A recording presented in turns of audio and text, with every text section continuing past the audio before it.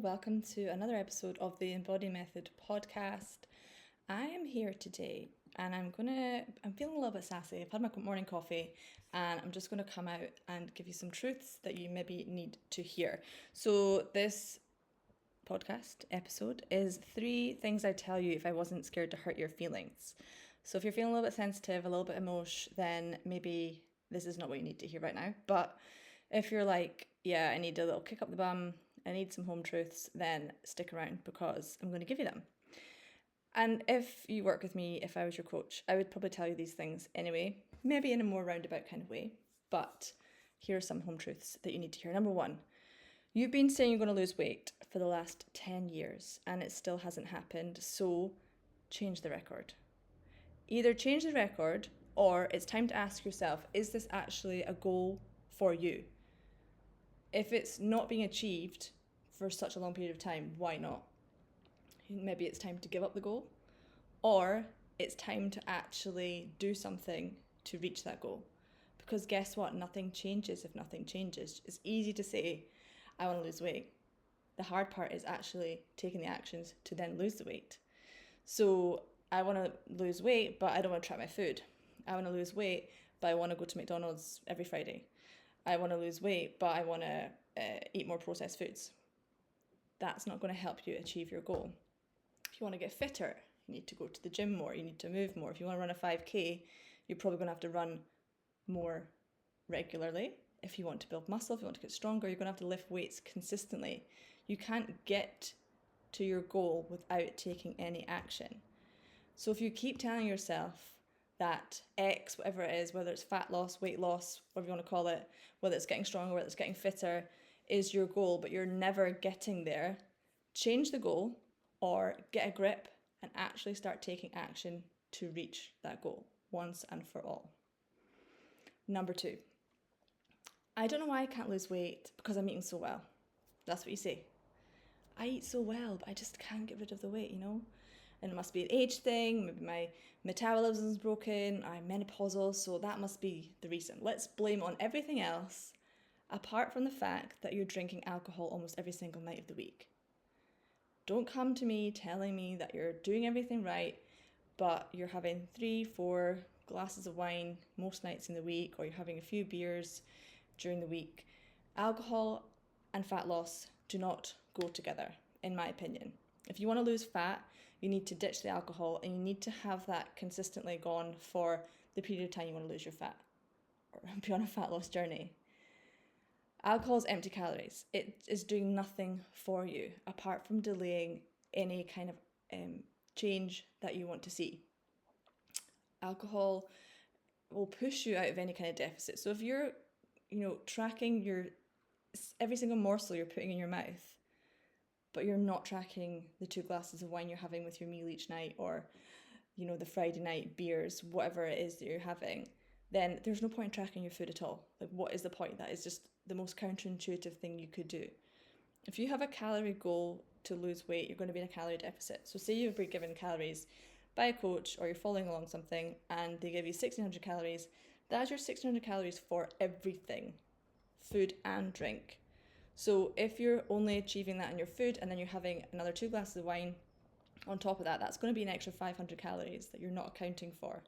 And if you do that multiple times in the week, then suddenly you're pushing yourself past maintenance into surplus, which is why you're not losing fat, why you're not losing weight. And, if you're putting the biscuit back or not having a dessert, a meal out because you're being good, but you're still happy to have alcohol, then you really need to question where your priorities lie. What is it you want to get? Do you want to lose fat or not? And if there's another reason you're having alcohol, then that's obviously a major different issue to chat about. But if you want to lose fat, I would say ditch the alcohol. It's a huge chunk of your calorie allowance, and not just the actual calories that you have with it, it's the behaviours afterwards. So maybe you've got a glass of wine in the evening and then you kind of get snacky, want some picky things. So you have some crisps or you have some sweets. And then before you know it, you've got your glass of wine and you've had an extra 500 calories of shit on top of that. And then the next day, you're more tired, you're lethargic, you're fatigued, you want to eat carby things, you want to eat sugary things, you don't move as much because you don't feel like it. So suddenly that has then impacted another day or two, which means your expenditure is going to be lower, which means you're going to have more calories coming in than are going out. And so that's you written off maybe 2, 3, 4, potentially even a week of your fat loss journey. So if you are serious about losing fat, ditch the alcohol. Now, if you have been thinking about ditching your Coke Zero at lunchtime, a nice crisp cold Coke Zero at lunchtime is the only thing you have to look forward to in your daily work life. That is it, because your work is crap. Maybe. But you've been watching an influencer on social media who's telling you that artificial sweeteners are the reason that you're fat. So you're staring at your Coke Zero thinking, I need to give this up because this is the only reason I am fat, is because I have a Coke Zero every day with my lunch. Chill out. Do not throw out the Coke Zero. I want to tell you something. If you were to move more, then you would lose fat. Take your Coke Zero on a walk at lunchtime. Don't throw it away, don't give it up, but take it with you and go for even a 15-minute walk at lunchtime. And I guarantee you will start to see a shift on the scales if you're scale weighting, or just in generally how you're feeling. And that is the thing you need to do. It's not ditching artificial sweeteners, it's actually moving. We live in a very sedentary world. Everything is done sitting down. You probably spend up to 10 hours a day sitting.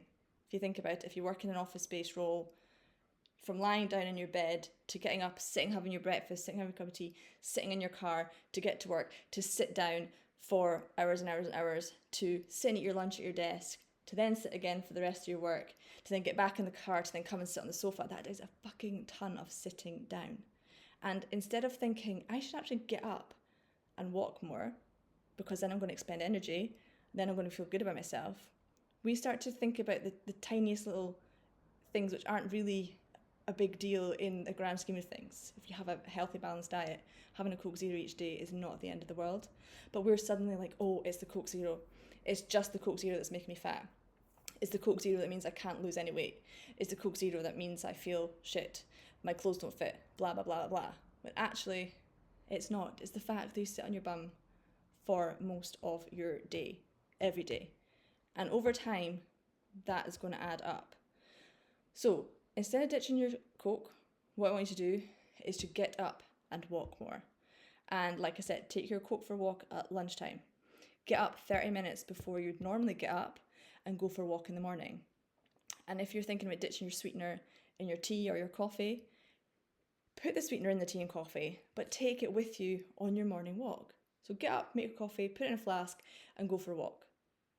Morning walks will clear your head and make your day start way better than it would by getting up, scrolling on your phone for 30 minutes before finally getting out of bed to then rush in the car to work to sit down for the next 8 hours.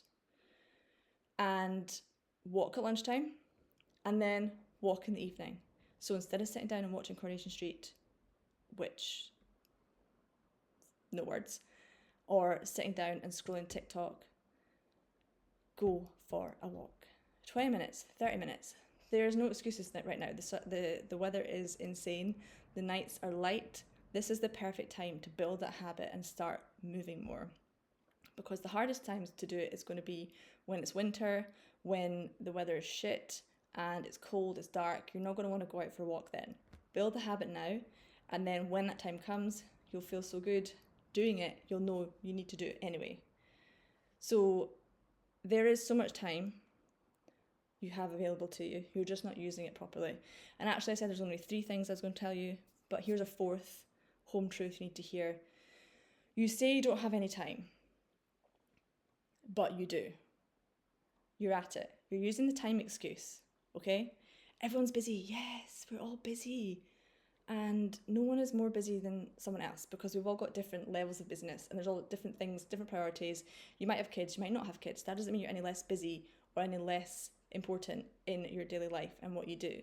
You're just not choosing to spend the time wisely, or you're not willing to make the time work for you. So rejig the priorities. Get up earlier, like I said. Get up before anyone else is awake in the house. No one's looking for you. You have half an hour, 45 minutes of peaceful bliss to yourself before people start getting up and shouting your name or looking for you to do things. It's like the nicest time of the day. I guarantee you will love it. Share the load more.